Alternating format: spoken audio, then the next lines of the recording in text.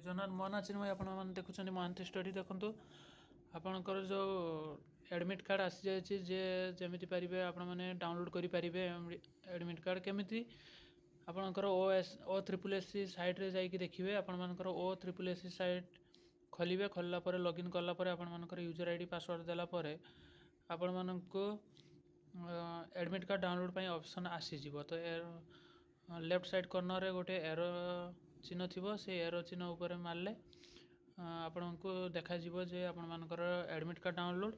ଆଉ ଗୋଟେ ଅପସନ୍ ଥିବ ଆପଣଙ୍କର କ'ଣ ନା ଆପଣମାନେ ଯଦି ଚାହିଁବେ ମକ୍ ଟେଷ୍ଟ ଦେଇପାରିବେ। ମକ୍ ଟେଷ୍ଟ ମାନେ ଯେଉଁମାନେ ବି ଦେଇନାହାନ୍ତି ଅନଲାଇନ୍ ଏକ୍ଜାମ୍ ଯେଉଁମାନେ ବି ଦେଇନାହାନ୍ତି ତ ସେମାନେ ଦେଇପାରିବେ।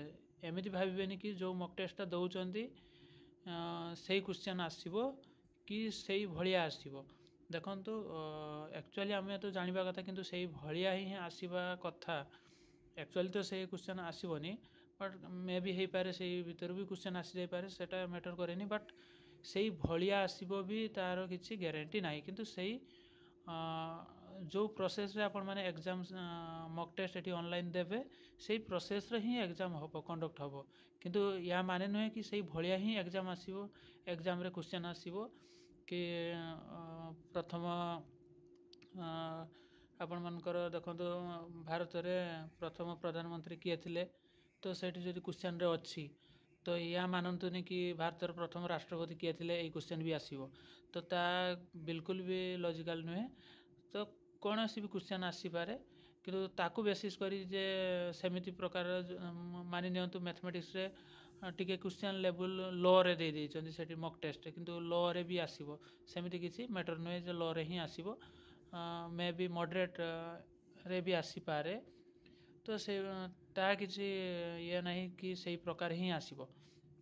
ତ ତେଣୁ ଆମେ ଦେଖିବା, ସେଟା ବି ମୁଁ ଦେଖେଇଦେବି, ମକ୍ ଟେଷ୍ଟଟା ବି ମୁଁ ଦେଖେଇଦେବି ଆପଣମାନଙ୍କୁ ଯେ ମକ୍ ଟେଷ୍ଟଟା ଆପଣମାନେ କେଉଁ ପ୍ରକାର ଆପଣମାନଙ୍କର କେଉଁ ପ୍ରୋସେସ୍ରେ ଆପଣମାନେ ଯେଉଁମାନେ ଦେଇନାହାନ୍ତି ବିଲକୁଲ ବି ସେମାନେ ସେଠି ପ୍ରାକ୍ଟିସ୍ କରିପାରିବେ। ତାପରେ ଏଠି ମୁଁ କହି ରଖି ଆପଣମାନଙ୍କର ଏକ୍ଜାମ୍ କେବେ ହେଉଛି 8 ତାରିଖରୁ କହିସାରିଛି, 8 ତାରିଖରୁ 13 ତାରିଖ। ତ 8 ତାରିଖରୁ ନଭେମ୍ବର 13 ଭିତରେ ଆପଣମାନଙ୍କର ଏକ୍ଜାମ୍ଟି ହେବ, ଅକ୍ଟୋବର 8ରୁ ନଭେମ୍ବର 13। ତ ଏଥିମଧ୍ୟରେ ଆପଣମାନଙ୍କର ଯଦି ଦେଖିବେ ଆପଣମାନଙ୍କର ଏକ୍ଜାମ୍ କେବେ କ'ଣ ଅଛି ଆପଣମାନେ ଆଜିଠୁ ଦେଖିପାରିବେ। ଯେଉଁମାନଙ୍କର ଏକ୍ଜାମ୍ କେବେ କ'ଣ ଅଛି ଆଜିଠୁ ଦେଖିପାରିବେ। ଆଉ ଏକ୍ଜାମ୍ଟି ଆପଣମାନଙ୍କର 90 ମିନିଟ୍ର ମାନେ 1.5 ଘଣ୍ଟାର ଟାଇମ୍ ରହିବ। 100ଟି କ୍ୱେଶ୍ଚନ୍ ଆସିବ। 8 ତାରିଖରୁ କହି ରଖିଲେ ଅକ୍ଟୋବର 8ରୁ ନଭେମ୍ବର 13 ମଧ୍ୟରେ ଅନଲାଇନ୍ ବେସିସ୍ରେ ଏକ୍ଜାମ୍ଟି ହେବ। CBRE ମୋଡ୍ ମାନେ ଅନଲାଇନ୍ ବେସିସ୍ରେ ଏକ୍ଜାମ୍ ହେବ। ତ ଆପଣମାନେ ଯଦି ଚାହିଁବେ ୟାକୁ ମଧ୍ୟ ମକ୍ ଟେଷ୍ଟ ମଧ୍ୟ ଦେଇପାରିବେ। ଆଉ ଲଗ୍ଇନ୍ କରିବା ପାଇଁ O3SC ସର୍ଚ୍ଚ କରନ୍ତୁ। O3SC ସର୍ଚ୍ଚ କଲା ପରେ ଆପଣମାନେ ସେଠି ୟୁଜର୍ ଆଇଡ଼ି ପାସୱାର୍ଡ଼ ଆପଣମାନଙ୍କର ଯେଉଁଟା ଖୋଲିଥିଲେ O3SCର ଦେଇକି କରିପାରିବେ। ଯଦି ଦେଇନାହାନ୍ତି ଆପଣମାନଙ୍କର ୟୁଜର୍ ଆଇଡ଼ି ପାସୱାର୍ଡ଼ ଭୁଲି ଯାଇଛନ୍ତି ତାହେଲେ କମେଣ୍ଟରେ କରିବେ। ମୁଁ କମେଣ୍ଟରେ ରିପ୍ଲାଏ ଦେବା ପାଇଁ ଚେଷ୍ଟା କରିବି କି କେଉଁ ପ୍ରକାର ଆପଣମାନେ କଲେ ତାହା ମଧ୍ୟ ୟୁଜର୍ ଆଇଡ଼ି ପାସୱାର୍ଡ଼ ଯେଉଁମାନେ ଭୁଲି ଯାଇଛନ୍ତି ସେ ମଧ୍ୟ କିପରି ଆଣିବେ ତାହା ମଧ୍ୟ ମୁଁ କମେଣ୍ଟରେ ଦେଇଦେବି, ରିପ୍ଲାଏ ଦେଇଦେବି।